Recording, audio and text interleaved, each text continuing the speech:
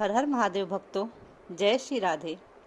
भक्तों, हम सभी आज श्रीमद् भागवत महापुराण के प्रथम खंड के तृतीय अध्याय का श्रवण करेंगे। तृतीय अध्याय में भक्ति की कस की निवृत्ति का उल्लेख है। उसके पहले हम सर्वप्रथम प्रभु श्री हरि के श्री चरणों में कोटि कोटि नमन करेंगे। शांताकारं भुजगशयनं पद्मनाभं सुरेशं विश्वाधारं गगनसदृशं मेघवर्णं शुभांगं लक्ष्मीकान्तं कमलनयनं योगिविज्ञानगम्यं वन्दे विष्णुभयहरणं सर्वलोकैकनाथं। फ्रेंड्स, आपके मन में ये क्वेश्चन जरूर आएगा कि भागवत महापुराण का पाठ करने से हमें क्या फल मिलता है। मैं एक श्लोक आपके सामने पढ़ के सुनाती हूँ। नित्यं भागवतं यस्तु पुराणं पठे नर प्रत्यक्षं भवेत् तस्य कपिलादानजं फलम। जो मनुष्य प्रतिदिन भागवत महापुराण का पाठ करता है उसे एक एक अक्षर के उच्चारण के साथ कपिला गौ दान करने का पुण्य होता है। ये तो छोटा सा मैंने आपको बताया क्या पुण्य मिलता है, ऐसे तो बहुत सारे में पुण्य मिलते हैं। भक्तों, आप सबके साथ मैं एक बात बता दूं, अगर आप खुद से श्रीमद् भागवत महापुराण घर में पाठ कर रहे हैं तो आपको सदैव पाठ स्टार्ट करने से पहले माता सरस्वती के श्री चरणों में प्रणाम करना चाहिए और उसके भी प्रथम पूज्य हमारे गणपति बप्पा जी जो हैं उनके श्री चरणों में प्रणाम करेंगे। वक्रतुंड महाकाय सूर्यकोटि समप्रभ निर्विघ्नं कुरु मे देव सर्वकार्येषु सर्वदा। जी हाँ, गणेश भगवान जी के श्री चरणों में प्रणाम करते हुए उसके बाद आप सरस्वती माता को याद करेंगे। फिर हम नर नारायण भगवान जी को याद करके उनके श्री चरणों में प्रणाम करेंगे। तब उसके बाद पाठ का स्टार्ट करेंगे पाठ करना। बोले श्री कृष्णचंद्र भगवान की जय, वृंदावन बिहारी लाल की जय, भागवत महापुराण की जय, व्यास जी भगवान की जय, सुखदेव जी महाराज की जय। कृष्णं नारायणं वन्दे, कृष्णं वन्दे व्रजप्रियं, कृष्णं द्वैपायनं वन्दे, कृष्णं वन्दे पृथासुतं, सच्चिदानन्दरूपाय विश्वोत्पत्त्यादिहेतवे तापत्र विनाशाय श्रीकृष्णाय वयं नुमः। यं प्रव्रजन् मनुपेत कृत्यं द्वैपायनो विरह कातर आजुहाव, पुत्रेति तन्मयतया तर्वो अभिनेन्दुस्तं सर्वभूतहृदयं मुनिमानतो अशिं। नैमिषेषु तमासीनं भिवाद्यं महामतिं, कथामित्रसास्वात् कुशलः शौनको ब्रवीत्। चलिए अब हम सभी पाठ स्टार्ट करते हैं। आप सबसे मेरी रिक्वेस्ट है, यदि आप किसी भक्त को जानते हैं जिनको भागवत महापुराण सुनने में इंटरेस्ट है तो आप प्लीज़ उनके साथ ज़रूर शेयर करें ये वीडियो, और जिनको इंटरेस्ट नहीं है उनके साथ ना करें, मेरी आपसे विनती है। अथ तृतीय अध्याय भक्ति के कष्ट की निवृत्ति। नारद जी कहते हैं, अब मैं भक्ति, ज्ञान और वैराग्य को स्थापित करने के लिए प्रयत्न पूर्वक श्री सुखदेव जी के कहे हुए भागवत शास्त्र की कथा द्वारा उज्जवल ज्ञान यज्ञ करूंगा। यह यज्ञ मुझे कहाँ करना चाहिए, आप इसके लिए कोई स्थान बता दीजिए। आप लोग वेद के पारगामी हैं, इसलिए मुझे इस सुख शास्त्र की महिमा सुनाइए। यह भी बताइए कि श्रीमद् भागवत की कथा कितने दिनों में सुननी चाहिए और उसके सुनने की क्या विधि है। हमने द्वितीय अध्याय में पढ़ा था, नारद जी का सनकादिक ऋषियों से सामना होता है और वो उनको बता रहे हैं कि आपको भागवत महापुराण का पाठ करना चाहिए। उस पे नारद जी प्रश्न कर रहे हैं कि उन्हें किस विधि से और कितने दिनों में कहाँ करनी चाहिए भागवत महापुराण का पाठ। सनकादिक बोले, नारद जी आप बड़े विनीत और विवेकी हैं, सुनिए हम आपको ये सब बातें बताते हैं। हरिद्वार के पास आनंद नाम का एक घाट है, वहाँ अनेकों ऋषि रहते हैं तथा देवता और सिद्ध लोग भी उसका सेवन करते रहते हैं। भांति भांति के वृक्ष और लताओं के कारण वह बड़ा सघन है। वहाँ बड़ी कोमल नवीन बालू बिछी हुई है। वह घाट बड़ा ही सुरमय और एकांत प्रदेश में है।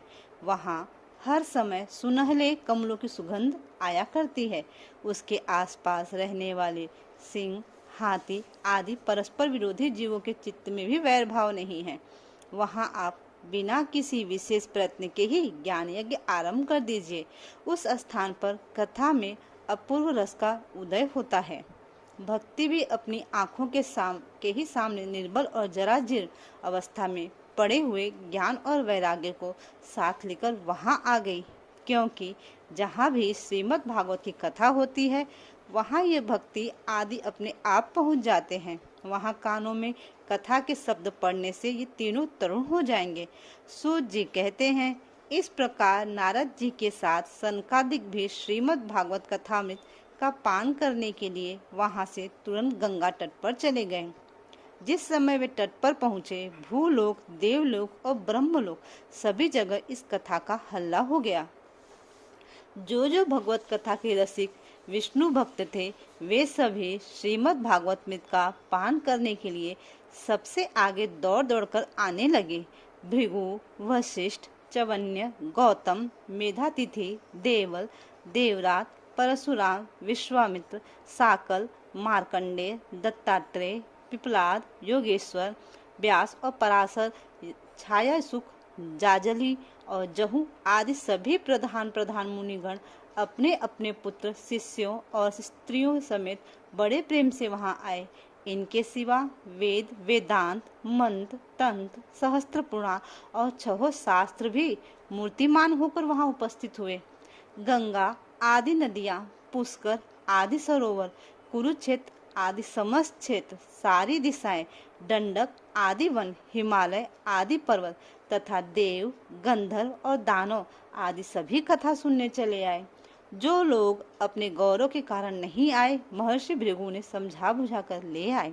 तब कथा सुनाने के लिए दीक्षित होकर श्री कृष्ण परायण संकादिक नारद जी के दिए हुए श्रेष्ठ आसन पर विराजमान हुए। उस समय सभी श्रोताओं ने उनकी वंदना की। हम सभी प्रेम से संकादिक ऋषियों के श्री चरणों में कोटि कोटि नमन करेंगे, मानसिक रूप से उनका ध्यान करते हुए।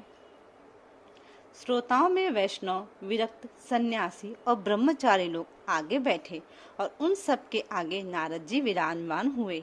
एक ओर ऋषिगण, एक ओर देवता और एक ओर वेद और उपनिषद तथा एक ओर तीर्थ बैठे और दूसरी ओर स्त्रियां बैठी। उस समय सब ओर जय जयकार, नमस्कार और शंखों का शब्द होने लगा और अबीर, गुलाल, खील एवं फूलों की खूब वर्षा होने लगी। कोई के द्वेष श्रेष्ठों विमानों पर चढ़कर वहां बैठे हुए सब लोगों पर कल्प वृक्ष के पुष्पों की वर्षा करने लगे। सूत जी कहते हैं, इस प्रकार पूजा समाप्त होने पर जब सब लोग एकाग्रचित हो गए, तब सनकादिक ऋषि महात्मा नारद को श्रीमद् भागवत का महात्म्य स्पष्ट करके सुनाने लगे। सनकादिक ने कहा, अब हम आपको इस भागवत शास्त्र की महिमा सुनाते हैं। उसके श्रवण मात्र से मुक्ति हाथ लग जाती है। श्रीमद् भागवत की कथा का सदा सर्वदा सेवन आस्वादन करना चाहिए। इसके श्रवण मात्र से श्री हरि हृदय में आविराजते हैं। इस ग्रंथ में 18,000 श्लोक और 12 स्कंद है तथा श्री सुखदेव जी राजा परीक्षित का संवाद है। आप यह भागवत शास्त्र ध्यान देकर सुनिए। यह जीव तभी तक अज्ञानवश इस संसार चक्र में भटकता है जब तक क्षण भर के लिए भी कानों में सुख शास्त्री कथा नहीं पड़ती है। बहुत से शास्त्र और पुराण सुनने से क्या लाभ है? इससे तो व्यर्थ का भ्रम बढ़ता है। मुक्ति देने के लिए तो एकमात्र भागवत शास्त्र ही गरज रहा है। जिस घर में नित्य प्रति श्रीमद् भागवत की कथा होती है वह तीर्थ रूप हो जाता है और जो लोग उसमें रहते हैं उनके सारे पाप नष्ट हो जाते हैं। हजारों अश्वमेध और सैकड़ों वाजपेयी यज्ञ इस सुख शास्त्र की कथा का 16वां अंश भी नहीं हो सकते हैं। तपोधन, जब तक लोग अच्छी तरह श्रीमद् भागवत का श्रवण नहीं करते तभी तक उनके शरीर में पाप निवास करते हैं। फल की दृष्टि से इस सुख शास्त्र की समता गंगा, गया, काशी, पुष्कर या प्रयाग कोई भी तीर्थ नहीं कर सकता है। यदि आपको परम गति की इच्छा है तो अपने मुख से ही श्रीमद् भागवत के आधे अथवा चौथाई श्लोक का भी नित्य नियम पूर्वक पाठ कीजिए। ओमकार, गायत्री, पुरुषुक्त तीनों वेद, श्रीमद् भागवत, ओम नमो भगवते वासुदेवाय यह द्वादक्षर मंत्र, 12 मूर्तियों वाले सूर्य भगवान, प्रयाग, संवत्सर, काल, ब्राह्मण, अग्निहोत्र, गौ, द्वादशी तिथि, तुलसी, वसंत ऋतु और भगवान पुरुषोत्तम, इन सब में बुद्धिमान लोग वस्तुतः कोई अंतर नहीं मानते हैं। जो पुरुष अर्थ सहित श्रीमद् भागवत शास्त्र का पाठ करता है, उसके करोड़ों जन्मों का पाप नष्ट हो जाता है, इसमें तनिक भी संदेह नहीं है। जो पुरुष नित्य प्रति भागवत का आधा या चौथाई श्लोक भी पढ़ता है, उसे राजसूय और अश्वमेध यज्ञ का फल मिलता है। नित्य भागवत का पाठ करना, भगवान का चिंतन करना, तुलसी को चीतना और गौ की सेवा करना, ये चारों समान हैं। जो पुरुष अंत समय में श्रीमद् भागवत का वाक्य सुन लेता है, उस पर प्रसन्न होकर भगवान वैकुंठ धाम दे देते हैं। जो पुरुष इसे सोने के सिंहासन पर रखकर विष्णु भक्त को दान करता है, वह अवश्य ही भगवान का सायुज्य प्राप्त करता है। जिस दुष्ट ने अपनी सारी आयु में चित्त को एकाग्र करके श्रीमद् भागवत का थोड़ा सा भी रसास्वादन नहीं किया है, उसने तो अपना सारा जन्म चांडाल और गधे के समान व्यर्थ ही गवा दिया है। वह तो अपनी माता को प्रसव पीड़ा पहुंचाने के लिए ही उत्पन्न हुआ है। जिसने इस सुख शास्त्र के थोड़े से भी वचन नहीं सुने हैं, वह पापात्मा तो जीता हुआ भी मुर्दे के समान है। पृथ्वी के भार स्वरूप उस पशुतुल्य मनुष्य को धिक्कार है। यूं स्वर्गलोक में देवताओं में प्रधान इंद्रादि कहा करते हैं, संसार में श्रीमद् भागवत की कथा का मिलना अवश्य ही कठिन है। जब करोड़ों जन्म का पुण्य होता है, तभी इसकी प्राप्ति होती है। नारद जी, आप बड़े ही बुद्धिमान और योगनिधि हैं। आप प्रयत्न पूर्वक कथा का श्रवण कीजिए। इसे सुनने के लिए दिनों का कोई नियम नहीं है। इसे तो सर्वदा ही सुनना अच्छा है। इसे सत्य भाषण और ब्रह्मचर्य का पालन पूर्वक सर्वदा ही सुनना श्रेष्ठ माना गया है। किंतु कलयुग में ऐसा होना कठिन है। इसलिए श्री सुखदेव जी ने एक विशेष विधि बताई है, वह जान लीजिए। कलयुग में बहुत दिनों तक चित्त की वृत्तियों को वश में रखना, नियमों में बंधे रहना और किसी पुण्य कार्य के लिए दीक्षित रहना कठिन है। इसलिए सप्ताह श्रवण की विधि है। श्रद्धा पूर्वक कभी भी श्रवण करने से अथवा माघ मास में श्रवण करने से जो फल होता है, वही फल श्री सुखदेव जी ने सप्ताह श्रवण में निर्धारित किया है। मन के असमय, रोगों की बहुलता और आयु की अल्पता के कारण तथा कलयुग में अनेकों दोषों की संभावना से सप्ताह श्रवण का विधान किया गया है। जो फल तप, योग और समाधि से भी प्राप्त नहीं होता है, वह सर्वांग रूप में सप्ताह श्रवण से सहज में ही मिल जाता है। सप्ताह श्रवण यज्ञ से बढ़कर, व्रत से बढ़कर, तप से कहीं बढ़कर, तीर्थ सेवन से तो सदा ही बड़ा है। योग से बढ़कर, यहाँ तक कि ध्यान और ज्ञान से भी बढ़कर है। अजी, इसकी विशेषता कहाँ तक वर्णन करें? यह तो सभी से बढ़कर चढ़कर है। सौनक जी ने पूछा, सूत जी, यह तो आपने बड़े आश्चर्य की बात कही। अवश्य ही यह भागवत पुराण योगवेत्ता ब्रह्मा जी के भी आदि कारण श्री नारायण का निरूपण करता है, परंतु यह मोक्ष की प्राप्ति में ज्ञानादि सभी साधनों का तिरस्कार करके इस युग में उनसे भी कैसे बढ़ गया। सूत जी ने कहा, सौनक जी, जब भगवान श्री कृष्ण इस धरा धाम को छोड़कर अपने नित्य धाम को जाने लगे, तब उनके मुखार विंद से एकादश स्कंद का ज्ञानोपदेश सुनकर भी उद्धव जी ने पूछा। उद्धव जी बोले, हे गोविंद, अब आप तो अपने भक्तों का कार्य करके परम धाम को पधारना चाहते हैं, किंतु मेरे मन में एक बड़ी चिंता है। उसे सुनकर आप मुझे शांत कीजिए। अब घोर कलिकाल आया ही समझिए। इसलिए संसार में फिर अनेकों दुष्ट प्रकट हो जाएंगे। उनके संसर्ग से जब अनेकों सत्पुरुष भी उग्र प्रकृति के हो जाएंगे, तब उनके भार से दबकर यह गोरूपणी पृथ्वी किसकी शरण में जाएगी। कमल नयन, मुझे तो आपको छोड़कर इसकी रक्षा करने वाला कोई दूसरा नहीं दिखाई देता। इसलिए भक्त वत्सल, आप साधुओं पर कृपा करके यहाँ से मत जाइए। भगवान, आपने निराकार और चिंत मात्र होकर भी भक्तों के लिए ही तो यह सगुण रूप धारण किया है। फिर भला आपका वियोग होने पर वे भक्तजन पृथ्वी पर कैसे रहेंगे? निर्गुणोपासना में तो बड़ा कष्ट है, इसलिए कुछ और विचार कीजिए। प्रभास क्षेत्र में उद्धव जी के यह वचन सुनकर भगवान सोचने लगे कि भक्तों के अवलंबन के लिए मुझे क्या व्यवस्था करनी चाहिए। सौनक जी, तब भगवान ने अपनी सारी शक्ति भागवत में रख दी और वे अंतर्धान हो गए। बोले भक्तवत्सल भगवान की जय। इस भागवत समुद्र में प्रवेश कर गए, इसलिए यह भगवान की साक्षात शब्दमय मूर्ति है। इसके सेवन, श्रवण, पाठ अथवा दर्शन से ही मनुष्य के सारे पाप नष्ट हो जाते हैं। इसी से इसका सप्ताह श्रवण सबसे बढ़कर माना गया है और कलयुग में तो अन्य साधनों को छोड़कर यही प्रधान धर्म बताया गया है।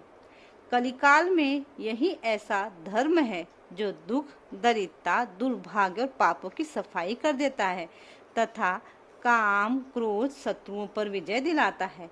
अन्यथा भगवान की इस माया से पीछा छुड़ाना देवताओं के लिए भी कठिन है। मनुष्य तो इसे छोड़ ही कैसे सकते हैं। अतः इससे छूटने के लिए सप्ताह श्रवण का विधान किया गया है। सूत जी कहते हैं, सौनक जी, जिस समय सनकादिक मुनीश्वर इस प्रकार सप्ताह श्रवण की महिमा का बखान कर रहे थे, उस सभा में एक बड़ा आश्चर्य हुआ। उसे मैं तुम्हें बतलाता हूँ, सुनो। वहाँ तरुणावस्था को प्राप्त हुए अपने दोनों पुत्रों के साथ लिए विशुद्ध प्रेम रूपा भक्ति बार बार श्री कृष्ण गोविंद हरे मुरारे, हे नाथ नारायण वासुदेव, श्री कृष्ण गोविंद हरे मुरारे, हे नाथ नारायण वासुदेव, राधे कृष्ण राधे राधे राधे कृष्ण आदि भगवत नामों का उच्चारण करती हुई अकस्मात प्रकट हो गई। सभी सदस्यों ने देखा कि परम सुंदरी भक्ति रानी भागवत के अर्थों का आभूषण पहने वहां पधारी। मुनियों की उन सभा में सभी यह तर्क वितर्क करने लगे कि ये कहाँ, यहाँ कैसे आई, कैसे प्रविष्ट हुई। तब सनकादिक ने कहा, ये भक्ति देवी अभी अभी कथा के अर्थ से निकली हैं। उनके ये वचन सुनकर भक्ति ने अपने पुत्रों समेत अत्यंत विनम्र होकर सनत कुमार जी से कहा। भक्ति बोली, मैं कलयुग में नष्ट प्राय हो गई थी। आपने कथामृत से सींच कर मुझे फिर पुष्ट कर दिया। अब आप यह बताइए कि मैं कहाँ रहूं।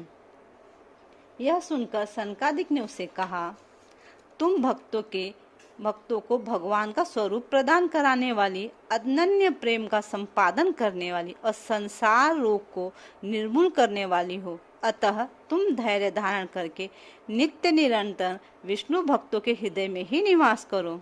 ये कलयुग के दोष भले ही सारे संसार पर अपना प्रभाव डालें, किंतु वहां तुम पर इनकी दृष्टि भी नहीं पड़ सकेगी। इस प्रकार उनकी आज्ञा पाते ही भक्ति तुरंत भगवत भक्तों के हृदय में विराजी। जिनके हृदय में एकमात्र श्री हरि की भक्ति निवास करती है, वे त्रिलोकी में अत्यंत निर्धन होने पर भी परम धन्य है, क्योंकि इस भक्ति की डोरी से बनकर तो साक्षात भगवान भी अपना परम धाम छोड़कर उनके हृदय में आकर बस जाते हैं। भूलोक में यह भगवान साक्षात परम ब्रह्म का विग्रह है। हम इसकी महिमा कहाँ तक वर्णन करें। इसका आश्रय लेकर इससे सुनाने से तो सुनने और सुनाने वाले दोनों को ही भगवान श्री कृष्ण की समता प्राप्त होती है।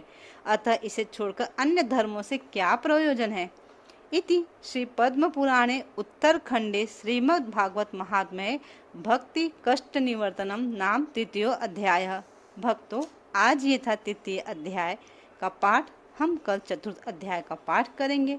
एक बार हम सभी प्रेम से प्रभु श्री हरि के श्री चरणों में कोटि कोटि नमन करते हुए माता भक्ति ज्ञान वैराग जी के श्री चरणों में नमन करेंगे, व्यास जी की श्री चरणों में नमन करेंगे, सुखदेव जी के श्री चरणों में नमन करेंगे और फिर हम सनक कुमारों के श्री चरणों में नमन करेंगे।